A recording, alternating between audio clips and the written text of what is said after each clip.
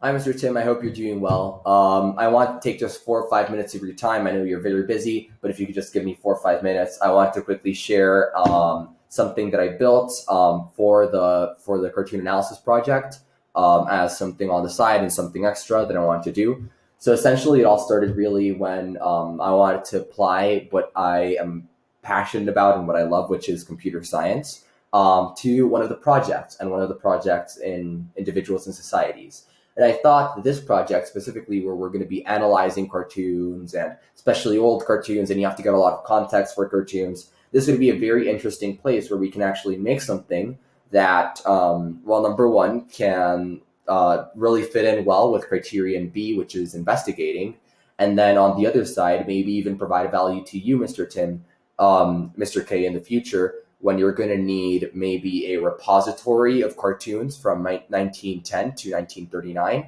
And yeah, essentially what I was thinking is that for like Criterion B talks all about like being able to, I know it's not task specific, but I know it does talk about being able to find on one hand cartoons and on the other hand being able to find the political and socioeconomic factor and background during that time. And that's essentially what this app is solving. So again, it is very, very simple on the outside, and the inside is pretty complex. But anyways, to keep on going, I'm going to go ahead and demo the app. So it's called Cartoon Archive, and it's a Western archive, an archive of Western and Eastern political cartoons from the 1910s to 1939. And that's essentially all it is. So you can go through and you can click through all of them, and you can see all of these different cartoons. You can go back, and it's a good amount of cartoons, definitely a big repository of cartoons. And then the really cool thing about this is that, of course, one cartoon really doesn't give us much. However, we need to be able to look at the background of the time. So, for example, what was going down politically, what was going on socially, economically, all of these different factors to be able to go to be able to really understand and analyze a cartoon well. And essentially, the way that this app solves it is if you click on any cartoon, really, it's going to take you to another page called Context to Cartoon. And this is essentially just going to be, I'm going to go ahead and read the paragraph. This cartoon was originally produced back in 1919. Since all of these cartoons were exposing or making fun of certain events or individuals back when they were created, here's a list of New York Times articles from that time. So essentially what we're doing is that I'm using something called the New York Times Archive, which is a super cool piece of technology. It's essentially an archive of all of the old New York Times articles / newspapers.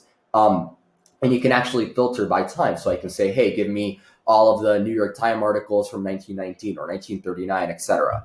So essentially, it's going to list the first four. And as you can see, it's going to give you the headline. It's going to give you a snippet, like a quick view of the newspaper, and then of course it's going to give you the date, the timestamp.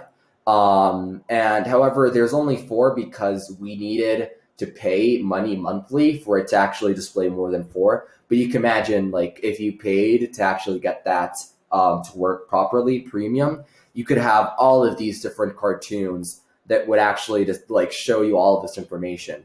And then not only can you do this, but you can actually click on one of these, and it's going to take you to the actual New York Times, where you can read the magazine, and here you see it's even asking me for a subscription. But the idea behind this is that you can go through, you can click on each one of these, and you can essentially just be able to view cartoons and be able to analyze them better with that context.